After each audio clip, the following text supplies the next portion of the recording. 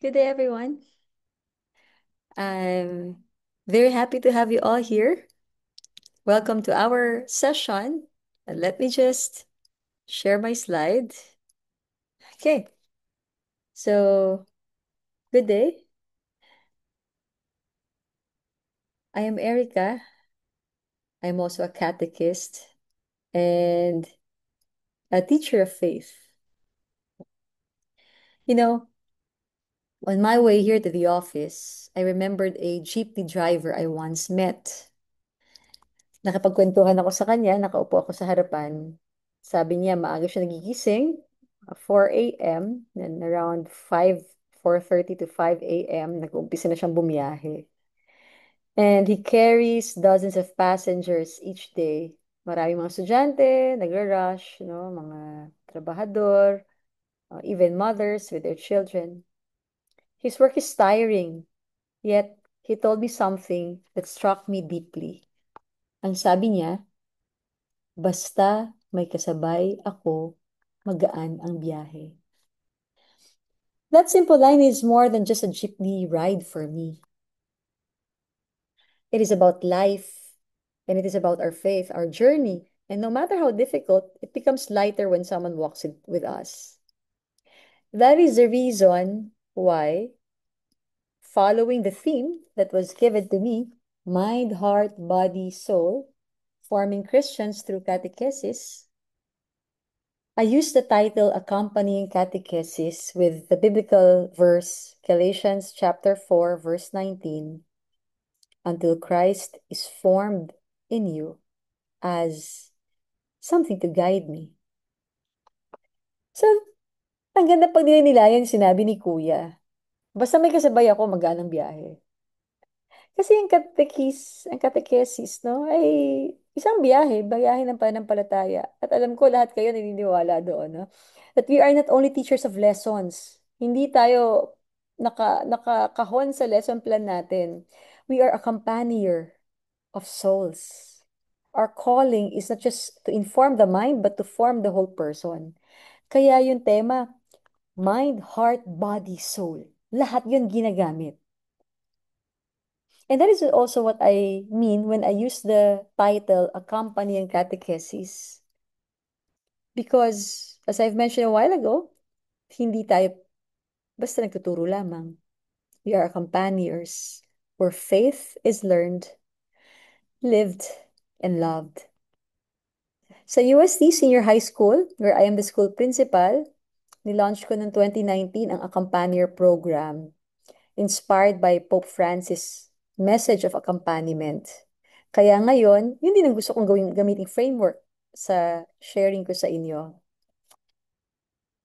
So I'd like to invite you to think about your faith journey. We are accompaniers in accompanying catechesis. Kayo po, who accompanied you when you were young in faith?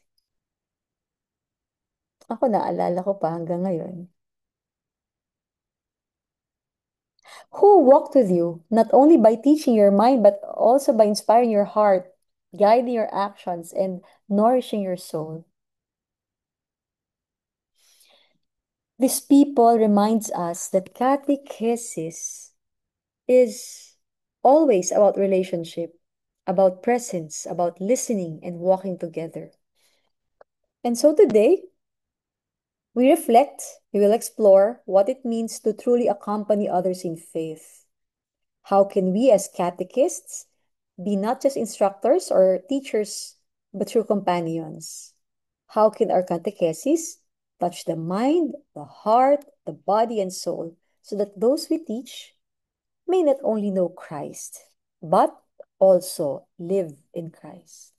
This is our mission, and this is our joy. A few years ago, nakita niyo itong larawan na ito. Pope Francis was walking through St. Peter's Square when a child came up to him.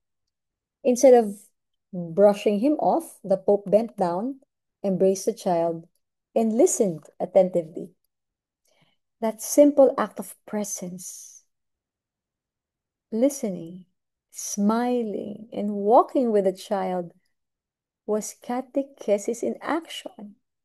It wasn't a classroom, it was not a lecture, there were no words, it was accompaniment, soul through. And at that moment, the gospel became alive. And this is the heart of our theme today, accompaniment as catechesis. Not just teaching, but about forming the whole person. Sa CCC, mababasa natin yan, no? CCC numbers 426 to 429. Sabi doon, catechesis must form the mind with sound doctrine. No? Kaya unang-una, sa pangkalahatan ng isang tao, ang mind has to be illuminated so that we can also shed light to others. And when we say napakahalaga ng mind for catechesis, it is because our role is to make faith understandable, relatable, and true. Lalo na ngayon na ang modern challenge sa atin, misinformation and shallow spirituality.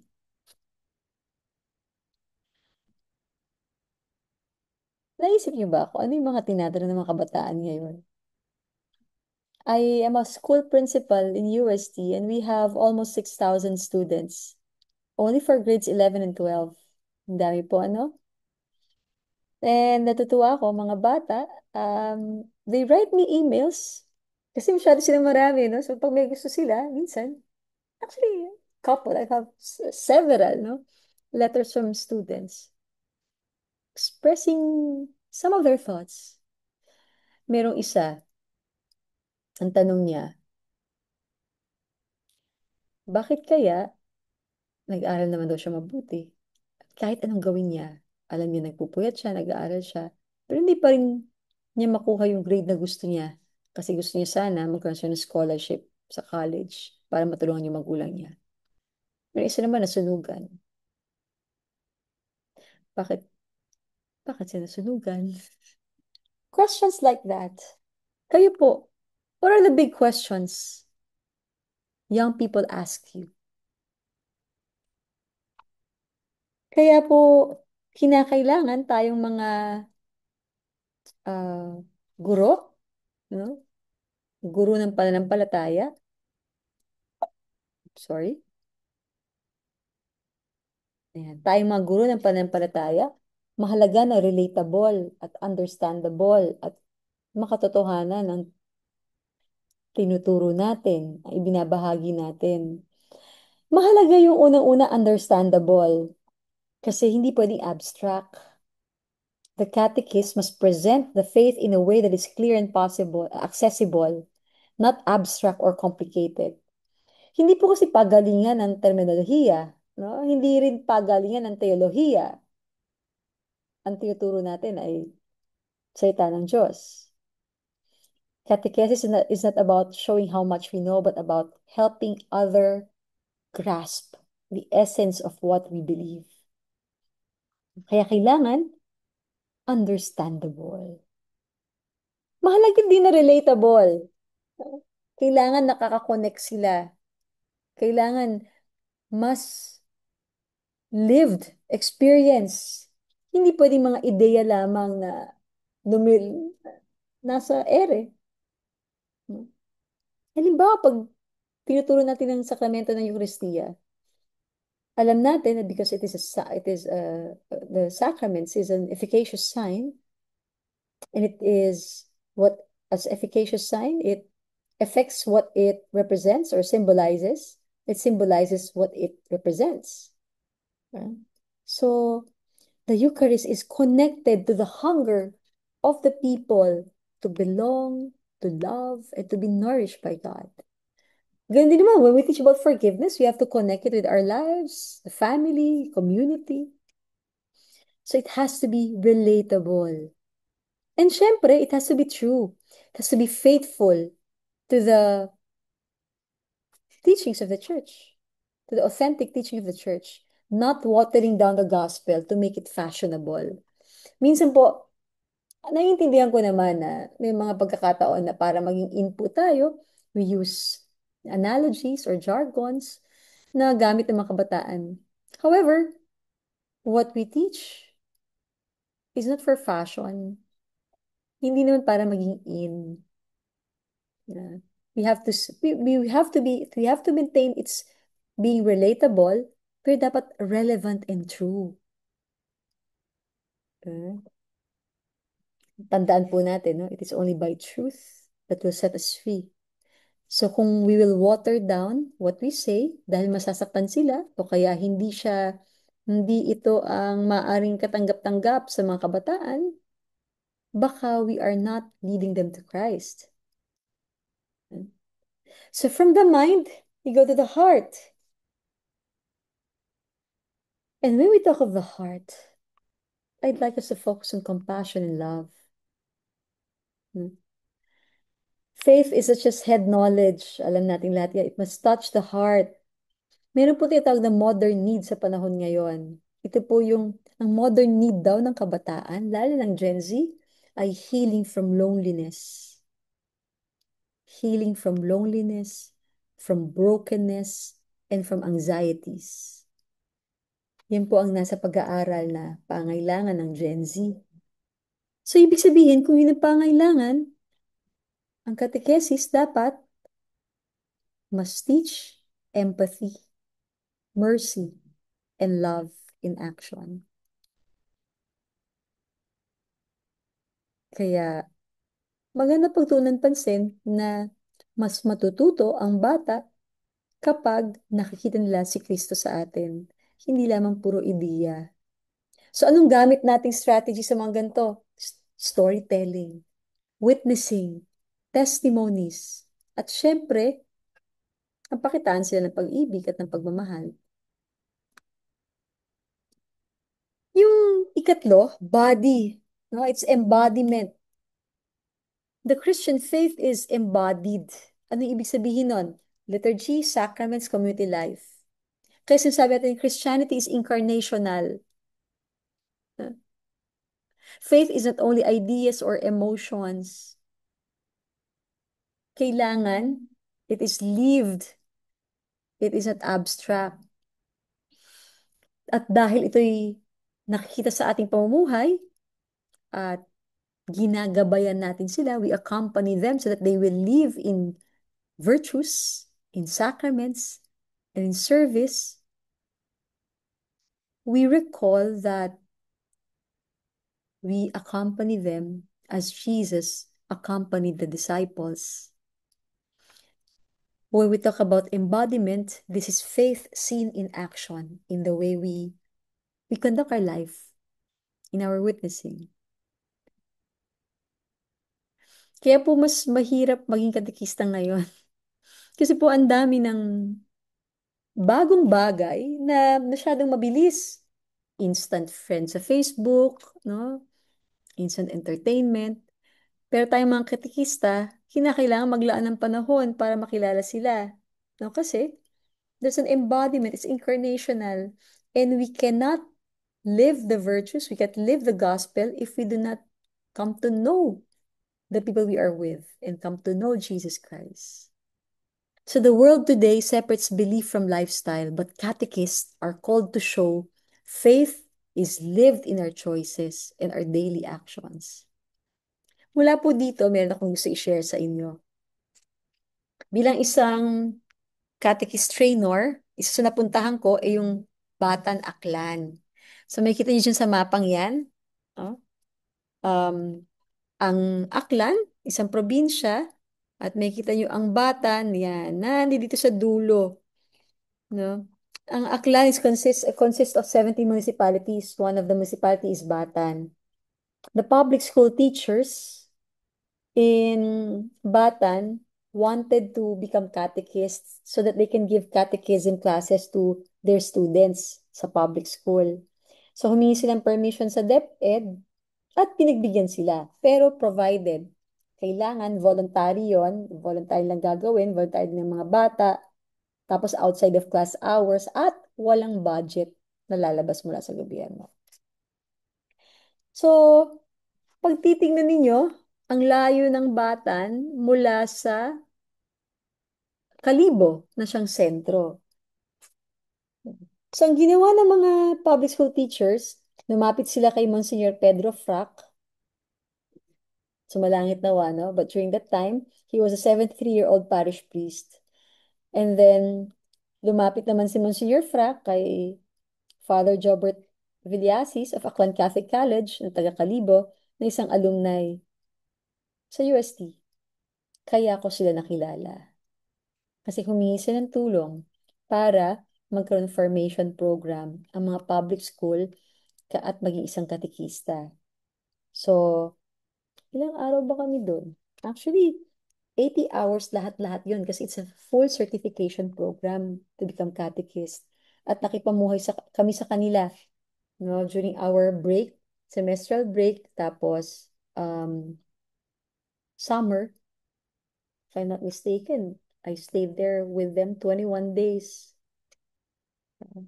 So the parish priest, through donors, installed internet access in the parish office so that the 300 public school teachers or public school teacher who wants to be catechists can do their online classes there. Kasi we started as online or distance learning. Unfortunately, uh, unfortunately, midway through the online courses, the public school teachers can no longer go to the parish to go online. Kasi dun po merong Wi-Fi. Dati hindi naman malakas ang Wi-Fi. Nangyari po ito noong 2011. Pero nahirapan na sila pumunta sa parokya because they have to travel and they need to spend around 120 pesos for a public transportation from Batan, no? Actually, um, from their own place, no, to the parish. So imagine niyo, ang laki rin pong mawawala sa kanila noon. So, ang ginawa namin, we stopped online classes. Tapos, pumunta na lang kami doon during summer and semestral breaks in order to have formation training for public school teacher catechists. Nung una, online po sana. Tapos, kami na lang po ang pumunta. No? Hinaus po nila kami sa kanila. They were gracious hosts. They have no mansions, no vacation houses. Actually, dun po nga sa lugar, wala namang mga hotel kasi yung lugar ay maliit. No? At hindi naman talaga po siya tourist destination. But the families offered us a room to stay for a month. So, ang dami po nila, no? Ayan po ang mga public school teacher catechist na tinrain namin. Dahil marami pong public school sa loob ng Batan, kami po yung umiikot. Magstay na lang po sila sa school nila o kaya kung saan po merong hall. I'm sorry. Alam niyo, most of the places where we go to train public school catechists are near mountains or rice fields. So I traveled with a team to live among them and provide training in person, traveling up to around 10 to 14 kilometers a day. And my experience there allowed me to see what they experience daily. To be with the people, they live a simple life. Their salaries weren't competitive. And yet, in order to make their vision come true, inampon nila kami, kinukup nila kami, kung saan saang bahay po kami nagbe-breakfast, nagbe-lunch at nagde-dinner, ha? Nakipamuhay po kami. Doon ko nakita na bilang isang catechist trainer, kung papaano kasarap makasalamuha ang mga taong gustong maging katekista para sa mga mag-aaral nila. And I see accompanying catechesis as that during the time that they were on training, I was their accompanier so that they can become accompaniers to those they will catechize. So yung accompanying catechesis involves the mind, the heart, the body, but it doesn't stop there. Kasama ang soul. Beyond the mind, the heart, and the body, catechesis must open learners to encounter Christ. Kaya po mahalaga, bilang isang katekista, prayer, silence, Eucharist, and scriptures. Yun po ang apat na pillars ng soul formation. Ulitin ko, no? Prayer, silence, Eucharist, and scripture. Pillars of soul formation. Pag mind, syempre nag-aaral tayo. No? We have to know the dogma. Pero pag ang nililinang natin ay ang ating kaluluwa, syempre kailangan ng prayer life, contemplation. Wala pong katekista na hindi marunong maglaan ng katahimikan. Because of course we know that it is in silence that God talks to us. At syempre, banal na Eucharistia at ang Biblia, ang kasulatan. So, the soul is the center of the person where God dwells. Kaya nga po sa Latin, di ba alam natin na soul is anima. No?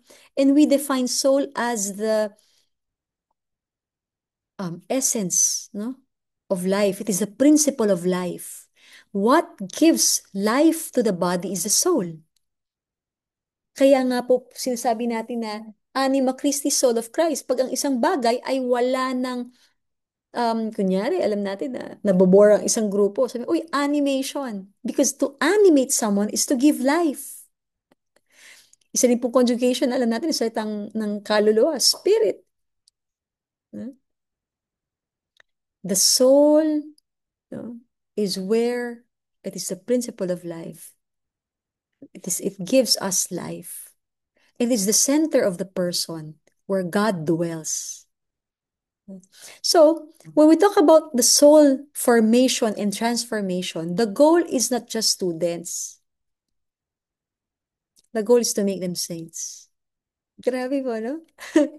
Kaya totoo lang, mahirap maging religious educator, mahirap magturo ng um, na pananampalataya, maging guro ng pananampalataya, mahirap maging katekista, kasi hindi lamang po natin gusto silang magkaroon ng mataas na grado o mapasa ang module nila. Siyempre gusto natin maging kasama natin sila patungong langit.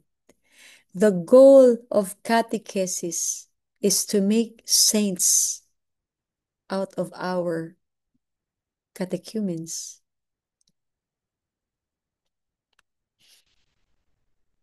So if that is what we do, then imagine what type and what kind of formation we need. So yung pagninilay-nilay natin, dapat tanungin natin sa sarili natin, do we offer time for silence? Do you offer time for prayer and discernment? Kasi sabi nga, sabi ni Pope Francis, who are catechists? They are people who keep the memory of God alive. They keep it alive in themselves.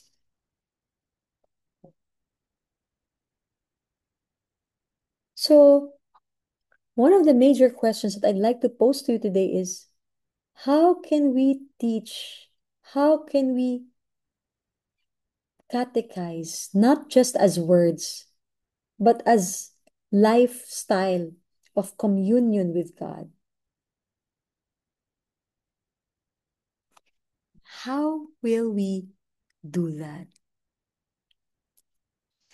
Meron po ako yung gustong ibahagi sa inyo. Bukod po sa Batan Aklan, uh, let me just stop sharing so I can see you there. Bukod po sa Batan Aklan, pumunta po ako sa may, tingnan ninyo, sa tuktok po ng Luzon, from Apari, na, we went to Camiguin. Yun po yun, Camiguin sa norte, no? Nasa Babuyanes Group of Islands. Ah, hindi po yung Camiguin sa south, kung saan po tourist spot. Ito po ay dalawang isla na mission center po ng Dominicans, isang Calayan Islands at isang Camiguin. So, nung taong 2016, na, they requested they wanted to have a catechetical center. Ah, So, ang Calayan Islands na po, um, wala po silang 24 hours na kuryente. Actually, wala nga po silang ospital, wala po silang bakery, wala silang mall. Ang kuryente nila ay 4 to 6 hours, 4 hanggang 6 na oras lamang sa isang araw. Ito po yung isla. Municipality D po ang kanilang classification pagdating po sa economic status. Um, Kilala ang isa't isa kasi dahil ito is isla, kilala kung dayo o hindi. Meron naman pong Doctor of the Barrio, pero isa lang po iyon. Imagine, mula sa Manila, dito sa UST, ay during the time, 2016, wala pang T-Plex. So, I rode a bus, no? Bus from Sampaloc, Manila, 16 hours to Apari. Nakitulog kami sa Lyceum of Apari kasi kailangan namin sumakay ng madaling araw ng Lampitaw. Ang Lampitaw po ay maliit na bangka. Kasya po doon mga 20 hanggang 30 tao. May katig naman po siya, pero maliit lamang po siya. At mula sa Apari, 6 na oras po hanggang 8 oras para makarating sa um, Calayan Islands. Ah, Open sea po ito. Open sea. Actually, pag nagdala ka nga po ng radyo, hindi po AM o FM radio ng Pilipinas ang makukuha mo. Ang makukuha mo ay, masagap mo po ay Taiwan. Dahil open sea po siya ng mga dati, ng mga nakaraan kapag may bagyo. Kapag po ang isang mangingisda, lumulubog yung kanilang, nagtitip over yung kanilang bangka, napapadpad sila sa Taiwan. So, ganun po yung, pwede niyo po makita yun sa mapa. So, gusto nila maging katekista. So, may mga kasamaan po ako, namuhay po kami kasama nila para mag-train ng mga catechist. You know, we stayed at the um, dating kumbento ng mga madre. So, doon po kami. Ah, Abandoned na po kasi yon, pero meron pa rin espasyo para matulog. Tapos, bumababa mula sa bundok, no, yung mga katekista. So sabi ko dun sa kay Father, sa parish priest, Father, ba't hindi lang po ako pumunta? Excuse me po. But why don't I just go there in the mountains or magkaroon kami ng session, iikot na lang po kami, parang gaya ng ginawa namin sa Batan, umiikot po yung sessions namin. Sabi nila, ma'am, sila po kailan lakarin ng 1 oras mula sa bahay nila papunta dito sa baba. Pag kayo po gumawa nun, sabi niya mga 3 hanggang 4 na oras. Pero sanay na po kasi sila. So, kaya po hindi kami pwede mag-start ng 8 a.m. Hindi po. Mga 9, 9:30, 10. Kasi po, syempre they have to tend to their family needs, no? Magluto muna, ganyan. Tapos po, after po nun, ayusin nila yung pamilya nila. Tapos bababa sila. Tapos magkakaroon session. Hindi na pwede masyadong gabi, no? Tapos na po kami ng 3:30 or 4 para akyat sila. And they will tend to their family needs. Yung pagninilay ko po dito, yung tipong para maging isang katekista, dapat sa isip, sa puso, sa gawa, sa pamumuhay, sa soul formation, handa po tayo. Walang katikistang, walang katikista na hangad na yumaman. Kasi hindi po ito nakakayaman. Kasi ang yaman na makuha natin ay hindi nabibili. No? Ito yung yaman na lahat tayo ay may kita natin si Jesus. Imagine the sacrifices of these people from Batanaclan and from Calayan Islands just to become catechists because they know how important it is to teach Jesus to the children. Sa Calayan po kasi, sa Calayan Islands, isa lang po ang parokya, isa lang po ang Catholic Church. Po. Sa Camiguin din po, isa lang. Actually nga po, sa Calayan Islands, isa lang ang public school, walang senior high school. Kaya kung gusto mag-aral ng college, senior high school, pupunta ka sa mainland, no, sa Apari. Kung doon ka naman sa Camiguin Norte, magkahiwalay po kasi yun na isla. Meron po silang senior high school, pero isa lang ang Catholic school doon, na Lyceum of Camiguin. So, kaya gusto nila maging katekista. Now, if we have not experienced how to be accompanied and how to accompany, then it will be very difficult for us to become catechists.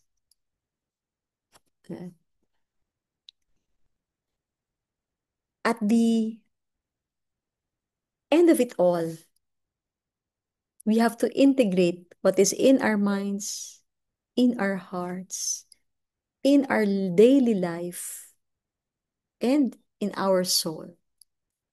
And that should be the whole person formation. Kaya po yung ginamit kong verse dito, yung Galatians chapter 4, verse 19, until Christ is formed in you. Hanggat hindi nakikita ng mga bata si Jesus at hindi nila na isa sa pamuhay ang turo ni Jesus, hindi matatapos ang gawain ng isang katekista. Pero look at this.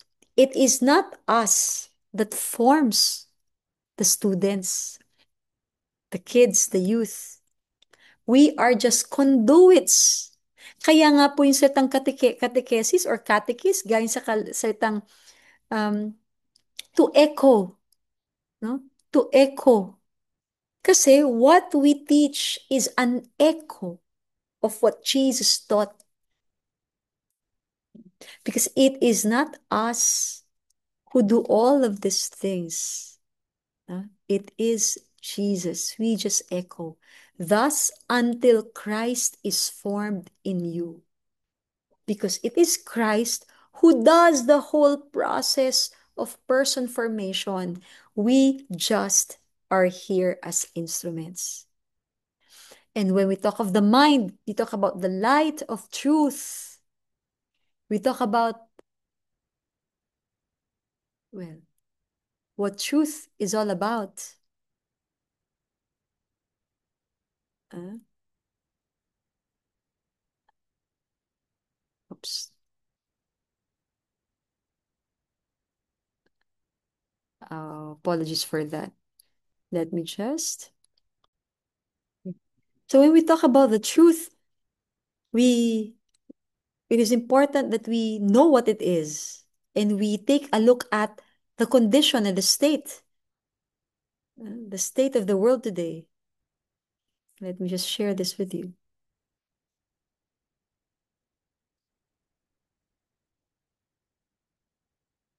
Okay.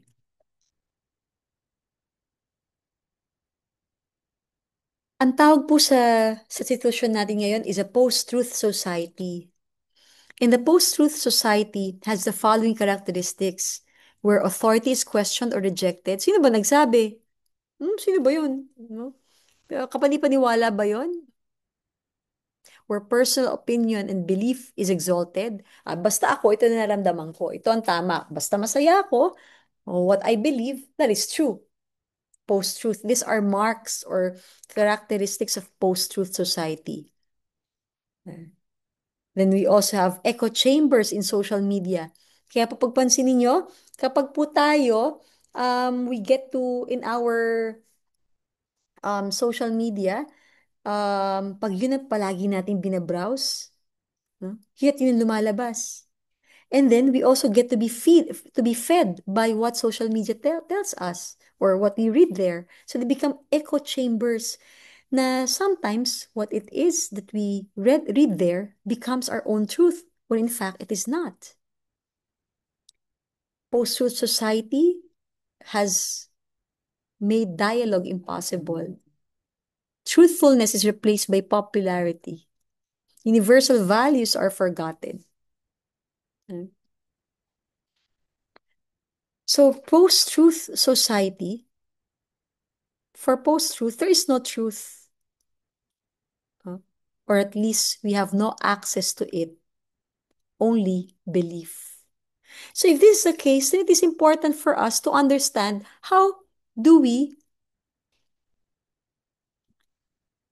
how do we know what truth is? Gagamitin ko po Santo Tomas, no, bilang isang Dominikano.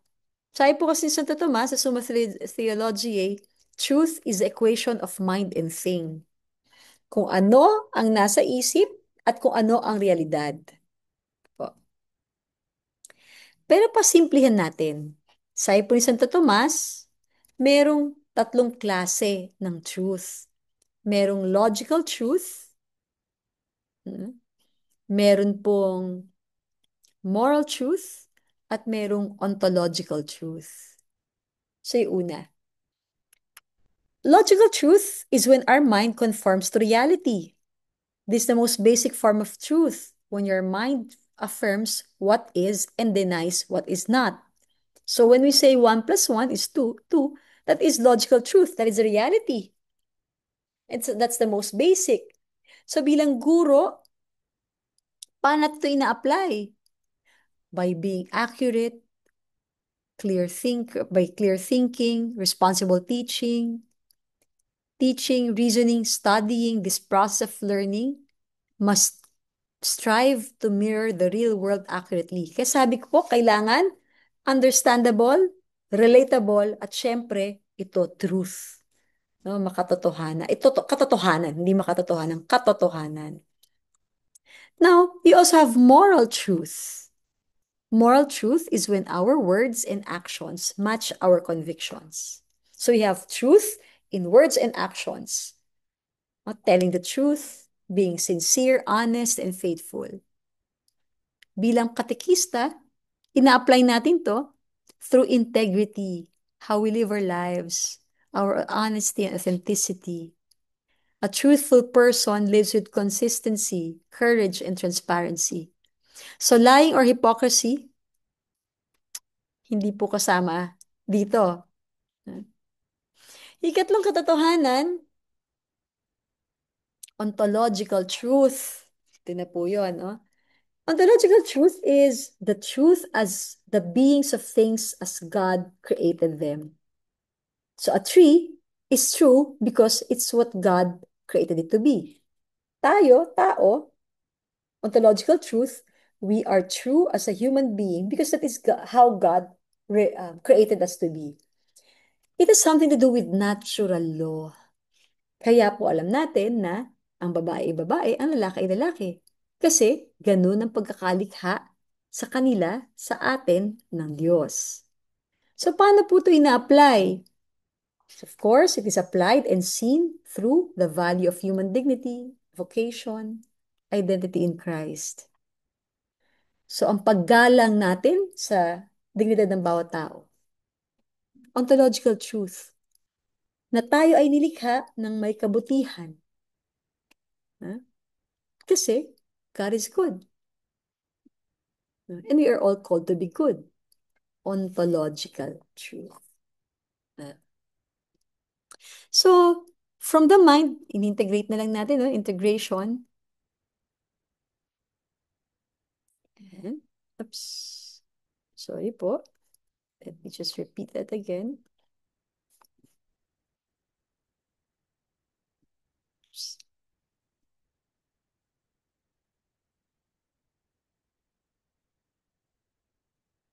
Yan. To the heart, eh, where we love, encounter, relate with other people, where we practice charity and uh, compassion. eh. Body embodiment is living out the gospel. This corresponds to the praxis. In the soul, our goal is to be transformed in holiness and to transform others in holiness. That's why we see that catechists are companions. We are accompaniers.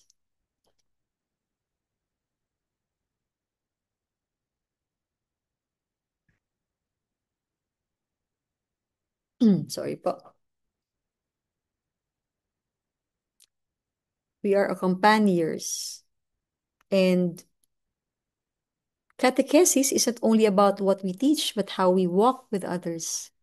Who we are speaks louder than what we say. Kaya napakahalaga po bilang isang katekista that we walk the talk. And when we talk about accompaniment, do not worry. We are not at all called to go out where you are. Sabi nga, hindi lang naman ad extra ang mission. Meron ding misio ad intra within your own community, within your own homes, within your parish, within your school. And thereafter, we listen if you are called to be sent forth.